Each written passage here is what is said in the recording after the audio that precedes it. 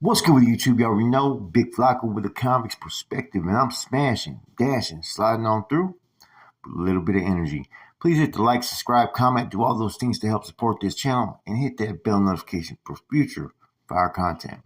And as you can tell today, man, what I'm going to be discussing is Northern Cali banging in the 90s, in particular, the 408. Now, the 408 is basically in the southern side as far as the Bay Area. The South Bay it's also referred to as well. Now, there was a time era where the Bay Area did not really look at the 408 as being part of the Bay for some reason.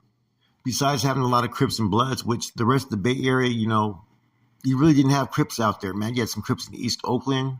You had some Crips and Bloods on the peninsula, but the traditional black gangs and Asian gangs were not really Crips or Bloods in the rest of the Bay Area.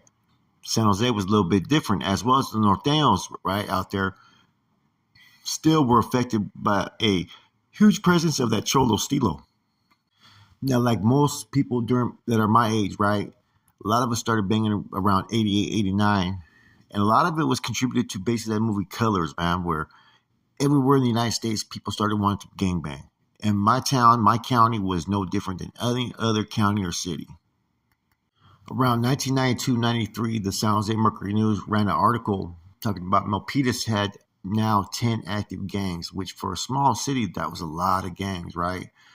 You had my gang, Vital Milpas Locos, BMN, Vital Milpas Norteños, right? You had VMC, Vital Machingon. You had Vital Sunny Hills or Sunny Hills Dukes, which all of these three gangs right there were the main Norteño gangs in the town.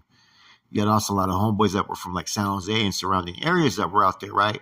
But as far as the hoods, those were the main three Norteño hoods. Then you had one of the black gangs, a pretty big gang out there called CAL 225, Criminals at Large. And see, what people don't realize about Milpitas is back then they had the highest percentage of African Americans that were living in that city. And a lot of that was contributed basically to the Ford plant that moved from Richmond to Milpitas. Now, there was a time period to where, the black and brown were getting down in Milpitas. Sometimes the Crips that would be out there, like we had a Crip gang called YGC, Young Gangster Crips, which were tied into family. Sometimes they would see the Norteños wearing red and looked at that as basically the enemy. CAL as well, like growing up in high school, a lot of times they were getting off with each other. Things changed later on to where everybody got along, but there was that early years, right, where blacks and browns were getting off out there. Then you had a Filipino gang called TMP, Tunay Pinoy, as well as RPB, Real Pinoy Bloods. And you had the Asians, man, which were, AKA Asians kicking ass. They were no joke back in those days, man. Then you had, I think, the first hybrid gang right there, like as far as in the South Bay, you had a hood called KNR, Crazy and Ruthless, which was a whole bunch of different races, man. Then you even had party crews back in the days right there in my town. DCT, Destiny's Chosen Tribe. Then you had GLC, God's Latin Creations. Now, this was just in my town. In addition, you had people who had moved in from like San Jose and other areas that were also out there. So there was all kinds of shit sometimes going down in a small little town. Now, it wasn't on the level of San Jose, of course not, back in the 90s, right? But for a small town, it always held its own. Now, San Jose, man, shit. Around the same time area, it went from like, early 90s, late 80s, right? Having, a lot of audios and a lot of homeboys, right? But it just changed. Like out of nowhere, it seemed like overnight, the Norteños just grew and there was just Norteños everywhere in San Jose. And with the Norteños growing, so did the amount of hoods that were out there, man. Like the east side alone, man, had so many fucking damn neighborhoods, man. You had like, Banmas, Capitol Park, Mas Locos, East Side Hoods, Metal Fair, BRS, Vital East Side, Vital Lockridge, L&Ls, Triple L's, right? It just went on and on and on, man. There's so many neighborhoods, man. There's no way I can name every one of them without forgetting one. Jackson Kings, Vital 14 Locos, And then there was independent hoods out there too, man, as far as our independent individuals, you know. All it took was just a couple manpower out there, and you had a hood out there in any part of San Jose, and there was a lot of barrios, man.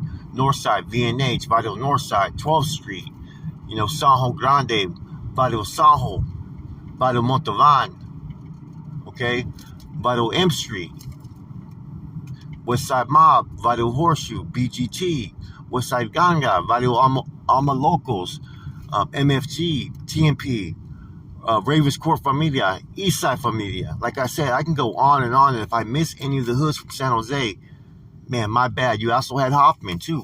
Hoffman Hogs, Hoffman Mob. You had Seven Trees, which, man, you had Seven Trees North Daniels and Seven Trees Crips out there. And see, there's also a presence of Crips out there in San Jose. And people forget, like in the early years of like 89 to 91, even 92, there was a lot of little incidents that happened between Crips and North Daniels. Sometimes the Crips would actually trip off seeing a North Daniel because of the color red. Okay? And the Crips presence, like I said, one of the biggest hoods in San Jose, right? And which is a respectful down-ass hood, would be the SOS, Sons of Samoans, man. Those motherfuckers were with the shit. Respectful dudes, man. I always got along with them, but they were with the shit. Tim Mateo, Shorty LaPue, all those cats, man. And then you had Family Gangster Crips, right? Which were connected to the Pines as well. Shorty Lee, fucking Chico Stokes, and all those cats. I did a lot of time with those cats, man, in Juvenile Hall and the Boys Ranch and whatnot, right? Seven Trees Crips, okay? Then you even had a hood called the Cartel Crips, also known as C-Mob. A lot of them used to go to Independence.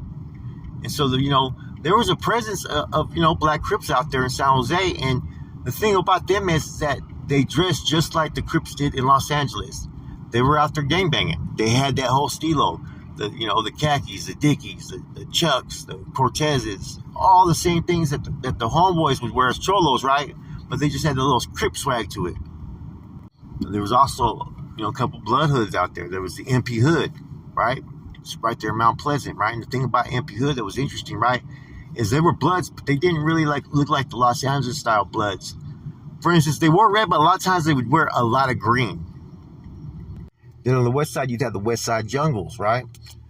Now, it seemed like the Blood Hoods, like they were a little bit more DL out there in the streets. You know what I'm saying? They weren't as, you know, out there, but they were out there. If you get what I'm going with this, you know. Now, then you also had some of the Asian gangs out there that were fucking with the action, man. You had Asian boys, right, who were originally from down south. A lot of them were claiming Crip, of course, right? You had San Jose boys. You had what do you call CWA, Cambodians with Attitude, who were deep for a minute as well, man. They were Crips, because they also went by Crips with Attitude. And for a while, right, in the 90s, you also had taggers and party crews at the time, man. KCA, which was they were like a gang, but they were taggers and shit, right? But they operated like a fucking gang, you know? They used to kick it pretty tight with Capitol Park for a minute, you know? And then you had JBF, Just Being Funky, right? Which had been around for a minute. They were tagging crew as well. But some of these tagging crews, they operated just like fucking gangs out there in the streets. Now, the only gang that I ever seen that was not Crip, Blood, North or South, that pretty much had a presence for a minute was right there in the Meadow Fair area. There was a hood called Mayfair Mob. They had been around for a minute. You had blacks, whites, Mexicans, and whatnot. They were almost like a hybrid gang as well, kind of like how the KNR was, Crazy and Ruthless. Now, you also had in the South County, which is like Morgan Hill and Gilroy, right? Which was mainly all raza in those areas. And the gangs would mainly be North Downs. Like Gilroy had like ESG, OSP, Vital 500, 10th Street and whatnot. And then you had Morgan Hill, which only had really one hood, Vital Morgan Lomas. But as you guys already know, there were some major people who came out of those areas. Brown Bob, Black Bob, that contributed basically to the future of the NF. Okay, the thing about those areas, which was interesting, is they were kind of, you know, spread out away from, you know, San Jose, right? On the south of San Jose, that they could either go hang out in places like Hollister, Watsonville, and Salinas, or in San Jose. But they gangbanged no different than anywhere else, man. And a lot of stuff over there was going on, was red on red. Now, to the other remaining cities in this county, 408, that were known for gangbanging, you had Sunnyvale, which had North Daniels, but they also had a pretty big group of what you would call Filipino gangs. Outlaw Boys was one of them. They were Crips, and they used to go at it with TMP and RPB that were right there in Milpitas. Santa Clara mainly had Norteños at that time, so as well as Alviso, right? You didn't really have any, black gangs or any other gangs. And the same could be said of Mountain View, which had VMV, Barrio Mountain View, right? And they also had, I think, Castro Street or Castro District or whatever it was in which was basically the old town of Mountain View, if I remember right. Okay. They used to go out a lot of times with East Palo Alto. Okay. Now, in those other areas right there, as far as Santa Clara, Sunnyvale, and, Mountain View, you didn't really have any black gangs or anything like that. The black gangs were mainly either in Milpitas or in San Jose at that time. So within all those areas, they would have some Sureños, Monte Vista Sureños. And in San Jose, there was a lot of Sureños. And the thing about it in the 90s with the Sureños was they were getting the blues from everybody, but they were maintaining because of their neighborhoods. They were really hard to go infiltrate and try to attack. So when you were gangbanging on Sureños back in the days, you would have to try to catch them in areas that were surrounding their neighborhoods, because if you went up in their neighborhoods and you weren't strapped up, you'd hear a couple whistles. Next thing you know, you'd have about 30, 50 heads on your ass. You know what I'm saying? Places like Pokeway or SSP on the west side, and VCT, VCLs, Clanton, and, Tammy Lee Gangsters, VST, right? VSL. Those were all the Sureño hoods that were kind of spread out all around San Jose in different areas. Now, the Norteños were so focused on red and set tripping that, there'd be gangbanging amongst the Southsiders, right? But sometimes they wouldn't come out, and when the Sureños would come out, they would do a lot of damage, though, right? They'd come out undercover, sometimes wearing red. Sometimes they were dressed straight like Baisas, right? And they would catch homeboys slipping. And then after a while, the homeboys, I remember fucking a couple times we went and would do drive-bys on certain Sureño neighborhoods, and we would yell out rival Sureño barrios, and we'd go in there wearing all fucking blue. And that was basically to get them going at each other, which eventually kind of worked. Now, as I said in the early years, right, when the Norteños pretty much, boom, came out of nowhere and were just everywhere in San Jose, there was issues at first sometimes with the Crips, because the Crips, all they seen was dudes wearing red, and they thought it was a red on blue trip sometimes. Eventually, people started to get out of YA and explain to, their homeboys and, OG Norteños were explaining to the youngsters that, the Crips were not enemies of the Norteños, nor were the Bloods. And that's when you started to see a whole lot of better relationships, man. Like, I used to kick with some Crips from San Jose sometimes, or me and my homeboy Jay. He was a few years older, man, but we'd be rocking everywhere. He'd be wearing all blue rag and everything, and I'd be wearing all fucking red. And that's just how it was back then.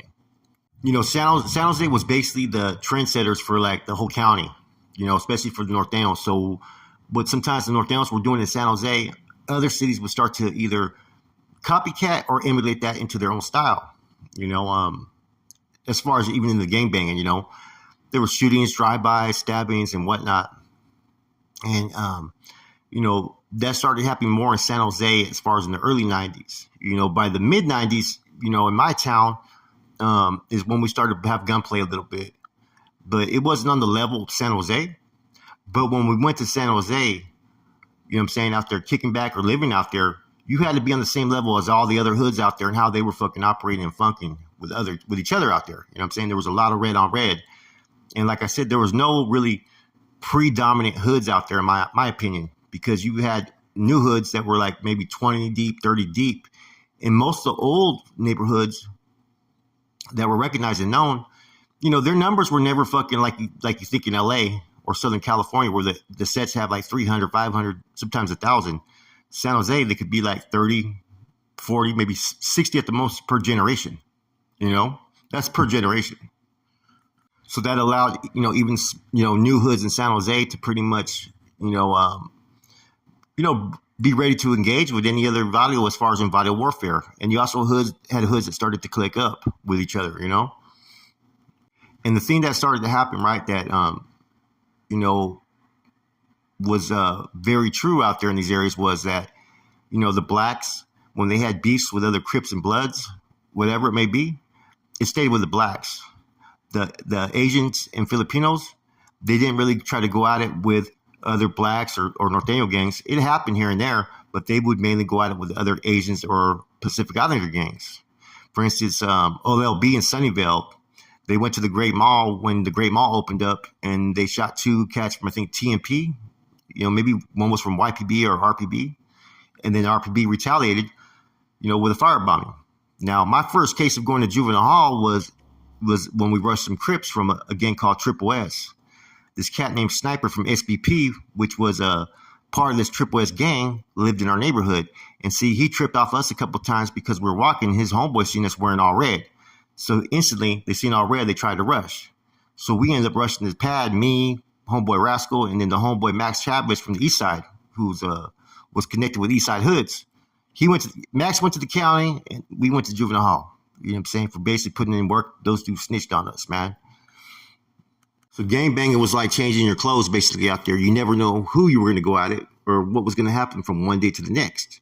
You could be on a bus going to school wherever you went, right? Because a lot of times you get kicked out of school and they would transfer you to, way outside where you live, right? So you'd be on the bus like 66 or 71, 70. Those are buses that go, one goes to the west side, one goes to the east side. And you could be on that bus and run into some dudes that are from whatever set, whatever hood. And next thing you know, you're getting into it because you didn't know a day or two before your homeboys got into it with these cats, right?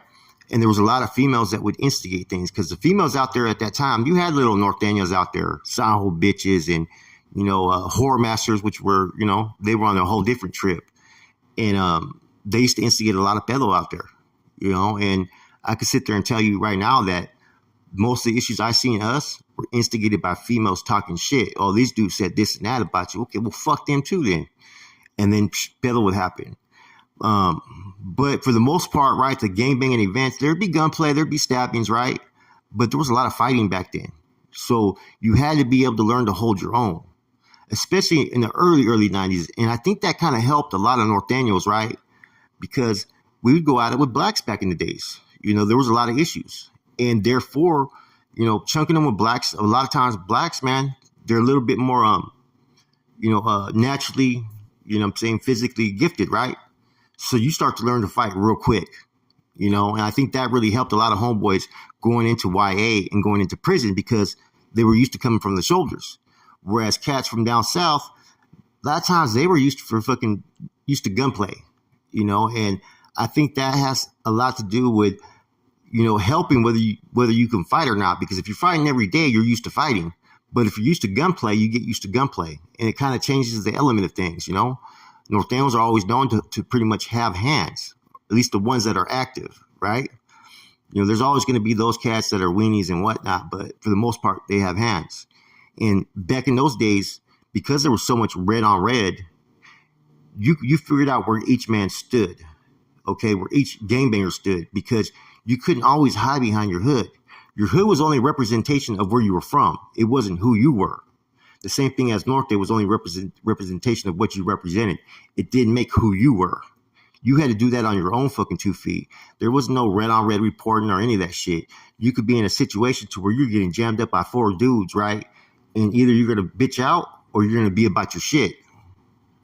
And like I said, like anybody could be funky with anybody.